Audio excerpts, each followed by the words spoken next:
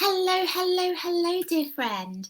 My name is Tessa, Tessafyffe, and I help professionals who've lost passion for their careers create freedom so that they can design the life they choose.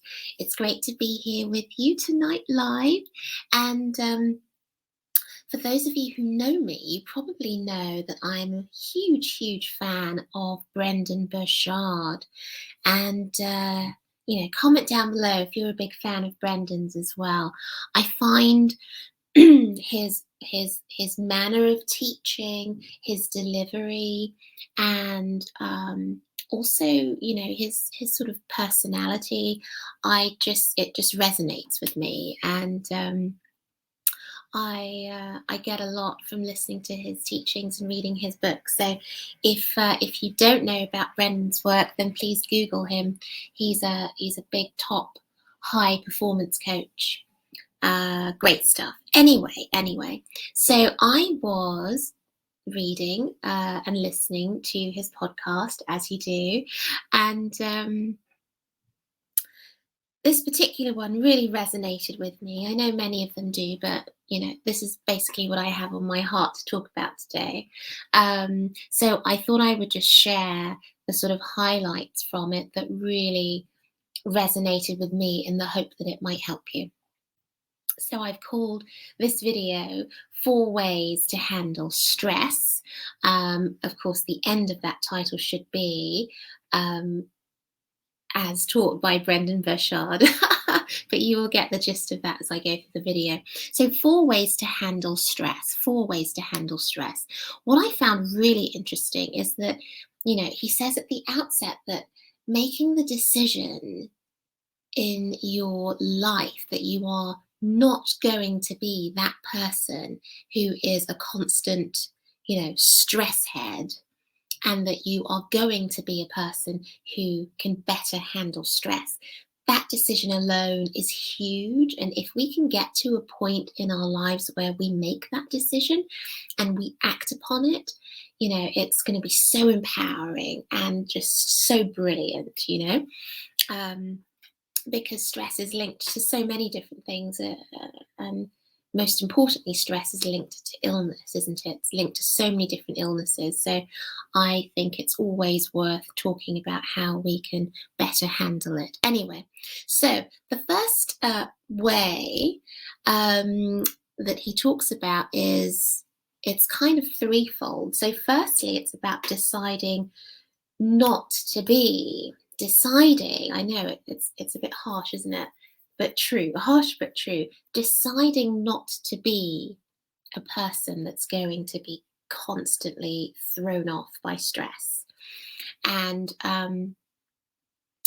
once you make that decision, then you go on to, look at 2 other things more carefully. And one of them is, the first one is timings and deadlines.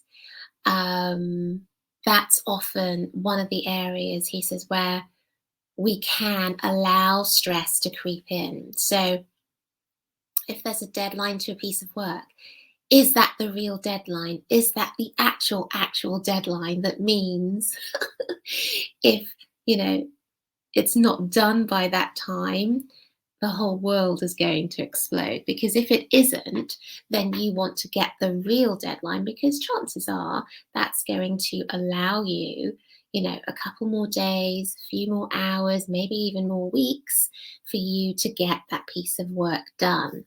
Obviously, that would apply specifically to your everyday work or your business, but also it's going to apply to things in life, where you are working on projects, where you are helping your family or friends. What is that deadline? So getting an idea of the real time crunch, as he calls it, and not a false time crunch. But also giving yourself some perspective. So, for example, what is it that you're getting anxious about? He gives an example of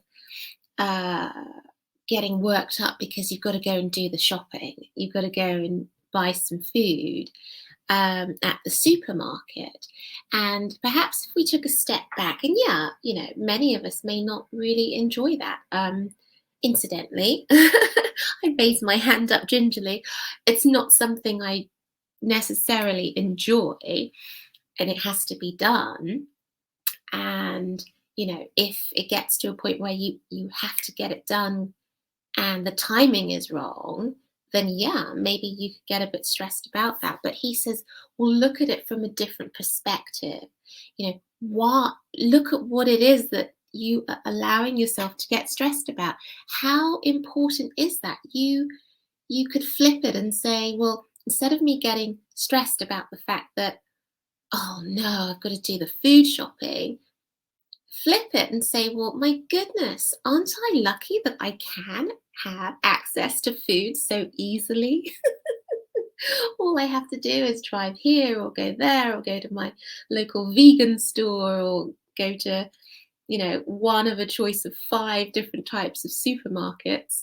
Oh, woe is me. Whereas, there are many people in the world that don't have that luxury of where to get food, don't have the luxury of getting food, let alone where to get food.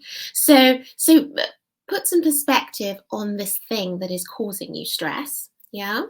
So this is the first way. I told you it was threefold. So that first way really is making that decision that you're just not going to be that person who gets stressed anymore, and then look more deeply into where you have deadlines and a time crunch, as he says, but also giving perspective to what it is that's causing that stress. Okay. The number 2 way of handling your stress, as suggested by Brendan Burchard, is that taking some time out to breathe properly. We've all heard, science teaches us now about the benefits of breathing and the link between our physical breath and what's going on here. Yeah. And often, and I catch myself sometimes as well, when I'm a little bit on edge, trying to get this done, get that done. And then I notice that, sometimes I'm not breathing deeply and fully. And even sometimes I'm sitting on the edge of my swivel chair, when really it's interesting when you catch yourself and you think, my posture isn't even as someone who is comfortable and engaged in this piece of work. It's as someone who's sort of on the edge. I'm not taking deep breaths. So how is it that you are breathing? Because as you are breathing properly, really from your diaphragm, really letting your belly, blow out as you're as you're taking breaths in and out, sort of proper yogic breath, because straight away that's going to calm us down. Straight away, that's going to help us be a lot calmer and just get some space, in what we're dealing with. So think about how you are breathing. Are you taking a deeper breath? And really allowing that space just to fill yourself with more calm. Yeah. Okay. Number 3 top way to handle stress is taking a walk. And I know, it sounds really basic, but it's just so true. It's so true. I mean, you could be caught up in, your head swimming with all these things you want to get done, and your shoulders are a bit raised, and like I said, you might be on the edge of your seat without realizing it, because you think you're kind of in the moment, but actually you're in this constant position of stress. Get up, get out, walk outside 20 minutes to 40 minutes. Taking in deep breaths. Yes, I know for many of us on this side of the world, it's pretty cold right now. I know, I know, I know. I'm not saying, you're going to go on a big hike. It can be a brisk walk if you don't want to go round and round the houses or round and round the park when you know you've got a lot of work to be done. You could just select a block and just do some fast-paced walking as in a circuit, just to get in that fresh air, change of scenery, and you're moving your body and you're breathing, and it just starts to work. It just starts to work and loosens you up. Sometimes it's the hardest thing to actually make yourself do that because there are deadlines and you think now is just not the time for me to go for a nice long walk, but it might just be the thing that you need to bring that stress level down. And then the fourth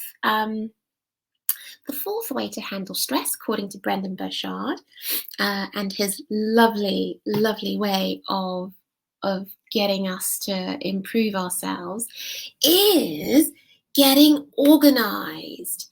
I've always thought, I was a pretty organized person, but when I go deeper, I find that there are always ways that I can better that, and I can be more organized. And when you know that you have set aside time to do a piece of work or to do a certain activity, and you know that it's there, it's in the diary, that, okay, on Thursday, I've already set aside an hour at 11 o'clock where I'm going to get this done. So there's no point me worrying about it now on a Tuesday when I have other things to do. Time blocking, or putting aside chunks of time to get stuff done. Even sometimes we need to put time aside to plan how we're going to do the thing that we want to get done. That happens sometimes, doesn't it? Where you feel that, hello, Stephen Cannon. I've just seen your comment. Thank you so much, my dear. Happy New Year. It's so true, right? Sometimes you need to plan the time to think about how you're going to do the thing that you need to do, the planning. So I think, when you set aside the time, when you set aside the time to do that and to plan, it really helps, yeah? And this isn't just because, for those of us who enjoy planning to have another excuse to plan, but we're relating it back to how you handle your stress, yeah? Are you with me? So I think that's pretty relevant. I think that's pretty important. Things that can give us peace of mind, yeah? Things that can give us peace of mind. Getting super organized is definitely one of them.